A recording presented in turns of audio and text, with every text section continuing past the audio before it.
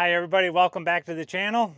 We just stopped here at the house to get some water for our last small job here for today, and we figured we'd give you an update. So it's just been a super busy year for us, and it's been hard for us to either connect with Heidi and get some videos made or make our own videos.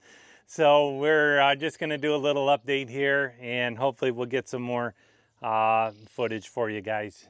But either way, so this morning we've been spraying a lot of soybeans, and customers, we keep getting calls asking if we can spray Enlist. Enlist is not rated for an aerial application, and even if it was, I'm not so certain I would want to apply it from my drone. But regardless, so we've been doing Liberty mixed with a Roundup and AMS or water conditioners and surfactants. So this morning we used a generic brand Interline, generic Liberty called Interline, and then Buccaneer is also a generic Roundup. But just the typical struggle this morning. We had used glyphosate provided by the customer, and I'm not even certain what the name of it was. I did look at it, but it's a 53% glyphosate, and they seem just kind of extra foamy, and then Liberty or this Interline is foamy on top of it. So even with the use of our defoamer, we were just struggling with foam. So we were using the T100 and the T50, which you can see up top up there. So the T100, we were only getting 10 gallons in it, with the rest of the tank being full of foam.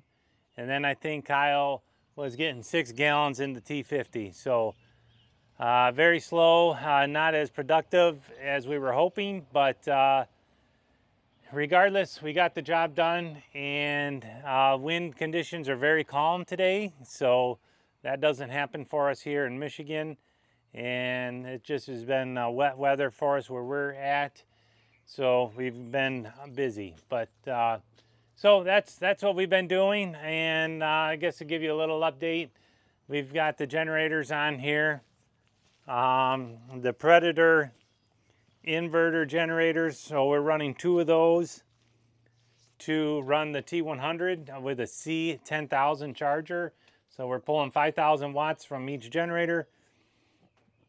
Excuse me. And so that's been working really well.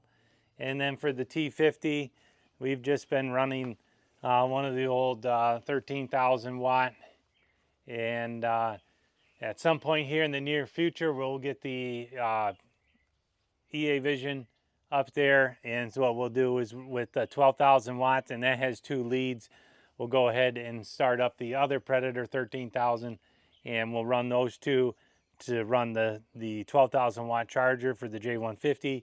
And then we'll continue to run these for the T100. So just a little setup that we've got put together for us that's been working well this year. And I don't know, other than that, we did just put some new tires on the trailer. So we upgraded from the 10 ply that came on the trailer up to 16 ply tires. So that's kind of a nice little upgrade. They don't look like they're as stressed out as the other tires were, because we're with the water tanks fully loaded. Like this morning, we had almost 800 gallons of water on here. We had filled the IBC totes as well as the inductor tanks because we needed like 750 gallons of water. So that was a big job, but either way, it handled much better with the new heavy-duty commercial grade tires on there. So we were happy about that. And other than that, we got the third railing. They're all folded down there, but yeah, hopefully we can get a day where we say we're caught up and continue to do some test flights off the top of the trailer with the J150 and see how that goes. But for now, we're going to keep rolling. And we got 40 acres of corn to do this afternoon, and see how the weather, weather looks like it should be good, and go from there. So. Yeah, I think one thing that was a little bit different about the trailer this year that you did not do last year was you added these rubber mats to the bottom of the generators. Would you like to kind of explain why you decided to do Oh, that?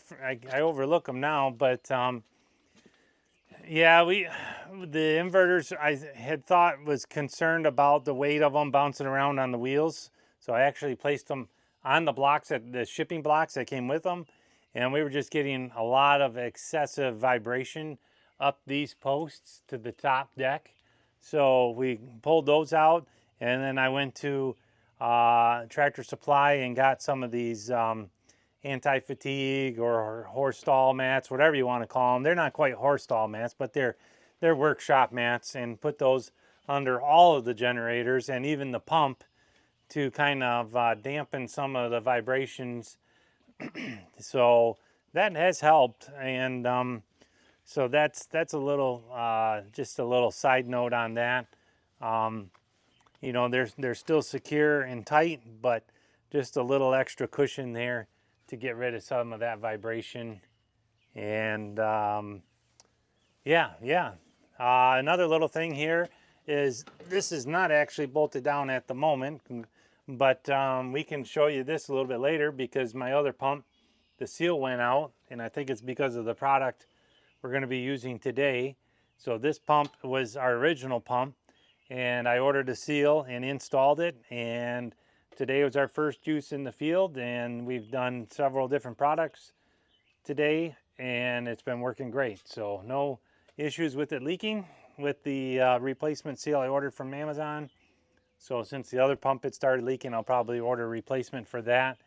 And if we continue to have problems, then we'll do something different. But I'm pretty certain I know which product it was that resulted in a premature failure, because after we ran it all last year and didn't have a single issue, and we used one product and they leaked right away, we had to use two pumps to get that job done, and kind of resulted in the shaft seal leaking, so we had to get that taken care of. So either way, so this one's been working good there, and we'll probably do a little video on that since I've got to replace the seal on the other pump, and just show you what we learned there. And pretty simple, not too difficult, and we ordered the part from Amazon. And either way, but like I said, we'll show you that in a later video.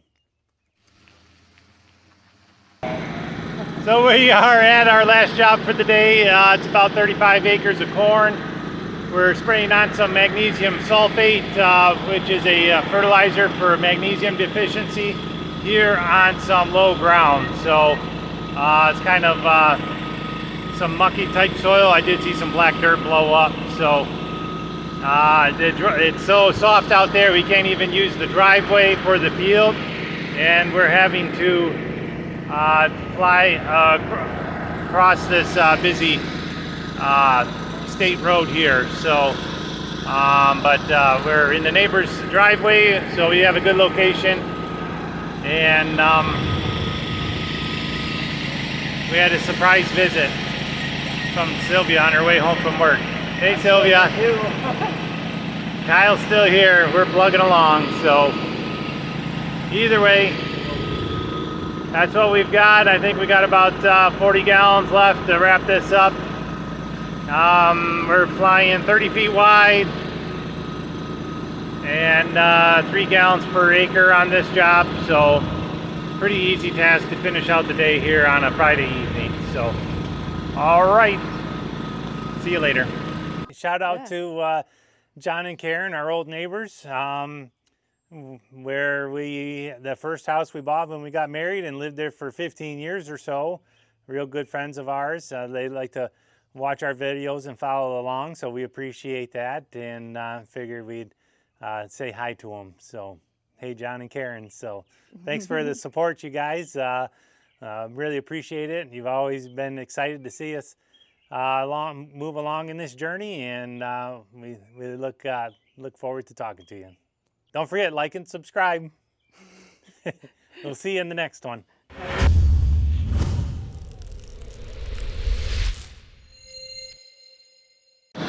I got to take a video because Mom told me to. So